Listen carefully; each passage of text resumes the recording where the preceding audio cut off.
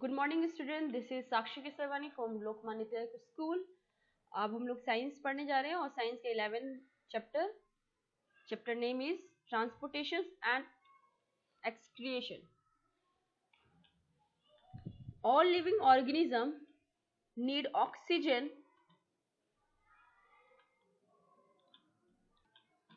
All living organisms need oxygen, food, and water to survive. These materials are transported to others various body parts. A transport system is also called to expel the wastes from the body. Here in this chapter, we will learn about the transport system for different materials present in human beings and other animals and plants. अब हम लोग all living organism के बारे में पढ़ेंगे जो कि oxygen, water, food, ये सारी चीजों के से जीते हैं। इनको इस सारी चीजों की जरूरत होती है और अगर वो इन सारी चीजों को ले रहे हैं यानी खा रहे हैं या फिर किसी तरह से बॉडी के अंदर उनकी जा रहा है या तो उन्हें एक्सपेल करने का यानी इनको बाहर निकालने का, उसके वेस्ट को बॉडी से, उनके भी अलग अलग सिस्टम्स होंगे। तो उस सिस्टम्स के बारे में हम लोग आगे फर्दर पढ़ेंगे। Transportation of the substance in animal. In unicellular organism, all the vitals functions are performed by a single cell. The transportation of materials take place through diffusion within the single cell. Thus, no specified transportation system in present in such organism. अच्छा, कुछ organism ऐसे होते हैं जो unicell होते हैं। Unicell का मतलब होता है वे लोग जिनकी जो कोशिकाएं होती है वो एक केवल सिंगल सेल से मिलकर बनी होती है। जैसे ह्यूमन बींग्स है। ह्यूमन बींग्स क्या है? वो मल्टी सेलुलर होता है। मल्टी सेलुलर मतलब कि हम लोग एक कोशिका से मिलकर नहीं बने हुए, हम लोग हजारों कोशिकाओं को मिलाने पर एक टिश्यू बनता है, फिर टिश्यू को मिलाने पे एक ऑर्गन बनता है, फिर ऑर्गन को मिलाने पे ऑर्गन सिस्टम बनता है, फिर ऑर्गन सिस्टम से फिर एक बॉडी बनती है। तो यानी हमारे में मिलियंस ऑफ सेल्स लगी होगी। लेकिन कुछ ऑर्गेनिज्म ऐसे होते हैं जैसे कि अमीबिया हो गया, पैरासियम हो गया, ये सारी की क्या होती है? यूनिसेलुलर होती है, जिसमें सिर्फ एक कोशिकाएं होती है।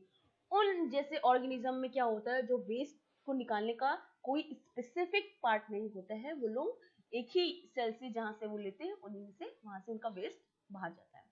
In higher animals like a human beings, a transport system is needed to carry materials such as carbon dioxide, oxygen, and nutrition to different part of the body. This transport system is called a circulatory system. Okay. अच्छा, हम लोग जैसे लोग हैं जो higher होते हैं, जिनमें बहुत ज्यादा मिलियंस में सेल्स होती है, उनमें जो हमें खाने पीने की जो ट्रांसपोर्टेशन होता है, आना जाना, इन सारी चीजों का जो काम होता है वो उसके लिए different different part of body होती है। तो ऑक्सीजन कहाँ से आना है, फूड कहाँ जाके ट्रांसपोर्ट होता है, फिर कहाँ जाता है, वो सारी सिस्टम्स को हम लोग क्या कहते हैं? Circulatory system. It is responsible for circulatory of the oxygen inhaled or for the oxidation of food, transportation of the nutrition to the different part of the body, removal of the waste product produced during digestion, elimination of CO2 formed during the respiration, circulatory of the oxygen inhaled for the oxidation of food. अच्छा, जब आप food खा रहे होते हैं तो उसमें से जो ऑक्सीजन हम इनहेल करते हैं वो क्या करते हैं? आपस में रिएक्शन करते हैं। हम लोग पहले वाले चैप्टर में पढ़ चुके हैं। तो वो भी क्या करता है, जब आपको एनर्जी मिलती है तो फिर वो आगे आपके फर्दर आपकी बॉडी में ट्रांसपोर्ट होती है। अच्छा, न्यूट्रिशन आपकी बॉडी में डिफरेंट डिफरेंट पार्ट में भी चाहिए होता है। जब उसमें से एनर्जी मिलेगी तभी तो वो आगे तक ट्रेवल करेगी। और अगर आप कुछ चीज खा ली हो तो उसका डाइजेशन यानी उसका जो वेस्ट होगा उसके लिए भी अलग पार्ट बना हुआ है उस वेस्ट को रिमूव करने के लिए, और आपकी बॉडी से CO2 को रिमूव करने के लिए जो आपकी रेस्पिरेशन के दौरान बनती है उसे एलिमिनेशन करने के लिए भी अलग पूरा पार्ट बना हुआ है। तो उन सारी चीजों के बारे में हम लोग यहाँ पढ़ेंगे। The circulatory system compress 3 major component: blood, heart and blood vessels. Circulatory system in a human being. The circulatory of the material in human being is carried out with the help of circulatory fluid.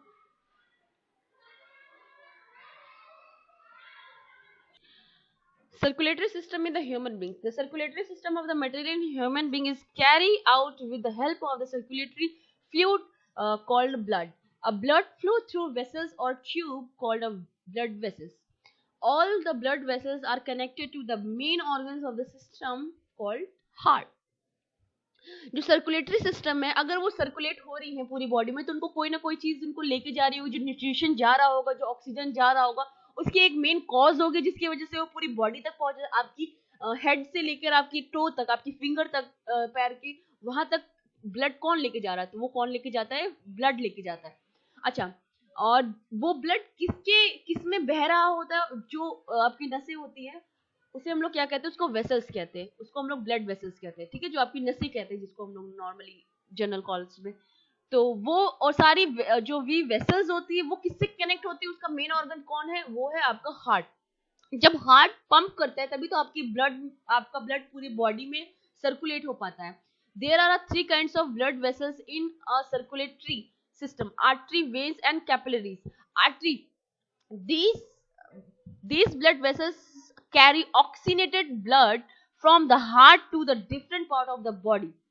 जो arteries होती हैं वो क्या करती हैं? केवल oxygenated blood carry करती है। ऑक्सीनेटेड ब्लड कौन सा होता है? जिन ब्लड में आपका ऑक्सीजन तो होता ही है, आपका ऑक्सीजन यानी O2 प्लस आपका ऑक्सीजन यानी ब्लड में क्या होता है? Hb होता है। Hb यानी हेमोग्लोबिन। ये दोनों मिल जाते हैं। जब ये दोनों मिल जाते हैं तो एक बनाते हैं HbO2। HbO2 ये क्या होता है? एक ऑक्सीनेटेड ब्लड होता है। ऑक्सीनेटेड यानी ब्लड की आपकी पूरी बॉडी में प्रॉपर ऑक्सीजन है, जिसकी वजह से आप हेल्दी हो, आपका हार्ट हेल्दी है, आपकी शरीर हेल्दी है। Okay, the pulmonary artery is an exception.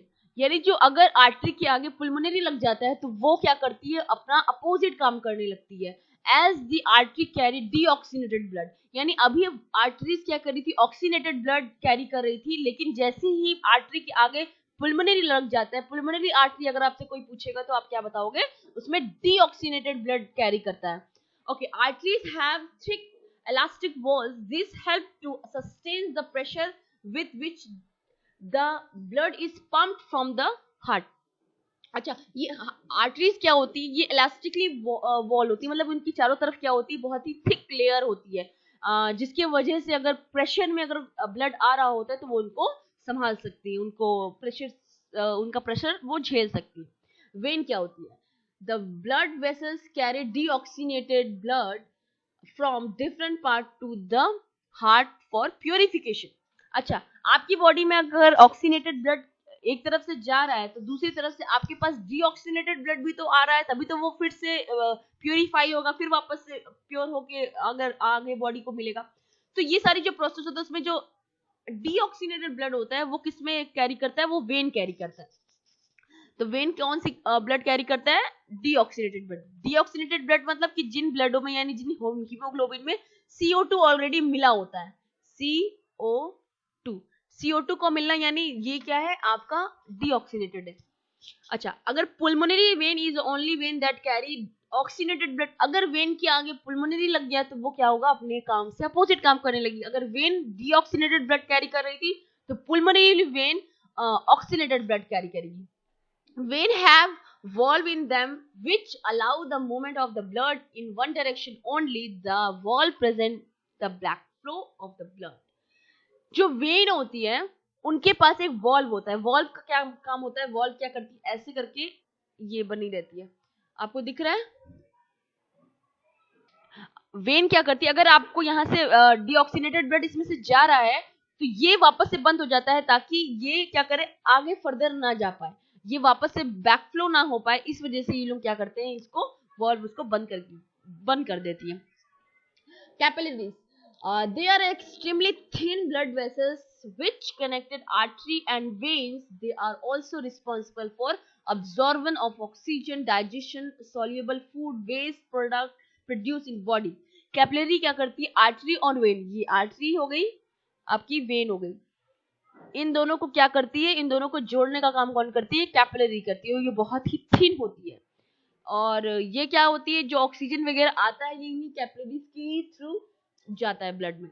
Okay, artery और वेन्स का आप अपने से ही डिफरेंस पढ़ लेंगे, क्योंकि ऑलरेडी मैंने क्लियर कर दिया है क्या है वेन्स, क्या है आर्टरी। आगे पढ़ेंगे हम लोग।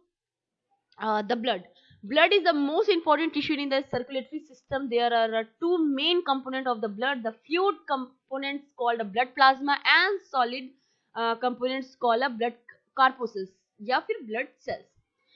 Blood plasma is colorless liquid consisting of 100% water. The remaining 10% consists of minerals such as sodium, potassium, and calcium, dissolved food waste product, and some proteins.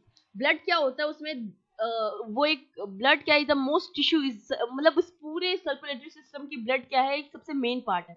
इसके दो कंपोनेंट्स होते हैं. कौन कौन से? एक ब्लड प्लाज्मा होता है और एक ब्लड कार्पोसेल होता है जिसको हम लोग कॉमनली ब्लड सेल्स भी बोलते हैं. अच्छा, ब्लड प्लाज्मा क्या होता है? वो कलरलेस होता है, उसमें कोई कलर नहीं होता है और इसमें ज्यादा से ज्यादा 90% वाटर होता है और 10% जो होते हैं उसमें मिनरल्स होते हैं. और वो किसमें मिलते हैं? वो फूड या फिर वेस्ट हो गया उसमें डिजोल्व होते हैं. अच्छा, the blood perform following function. It's transport food digest in intestine to different part of the body. जो ब्लड होता है वो आपको आपकी जो डाइजेस्ट हुए मिनरल्स है जो आपको डाइजेस्ट करने के बाद जो मिलते हैं उसको पूरी बॉडी तक पहुंचाता है. कौन पहुंचाता है? ब्लड पहुंचाता है. It's transport waste generate in the body to the kidney for the removal their removals. यानी जो आपके वेस्ट जनरेट होता है किडनी में उसको भी क्या करता है आपकी बॉडी से बाहर करने की कोशिश करता है, उसको पहुंचाता है दूसरे अंग तक. This transport oxygen from the lungs to the cell of the body and carbon dioxide from the cell of the body to the lungs. ये क्या करता है? आपके लंग्स से आपको ऑक्सीजन ब्लड के ही थ्रू आपके हार्ट तक पहुंचाता है और आपके बॉडी में जो ऑलरेडी कार्बन डाइऑक्साइड बना हुआ है वो भी आपका ब्लड से आपके लंग्स तक पहुंचाता है ताकि वो नोज के थ्रू आपके बाहर चला जाए. There are 3 types of blood cells: red blood cells, white blood cells and platelets. ये सारी चीजें इसमें ब्लड के कितने टाइप्स होते हैं? 3 टाइप्स होते हैं. ब्लड सेल्स जिसको हम लोग कॉमनली आरबीसी बोलते हैं और व्हाइट ब्लड सेल्स जिसको हम लोग डब्ल्यूबीसी बोलते हैं और प्लेटलेट्स. ये 3 तरीके से होते हैं. ओके, इसके फर्दर मैं इसके कल पढ़ाऊंगी. Okay, thank you, good day.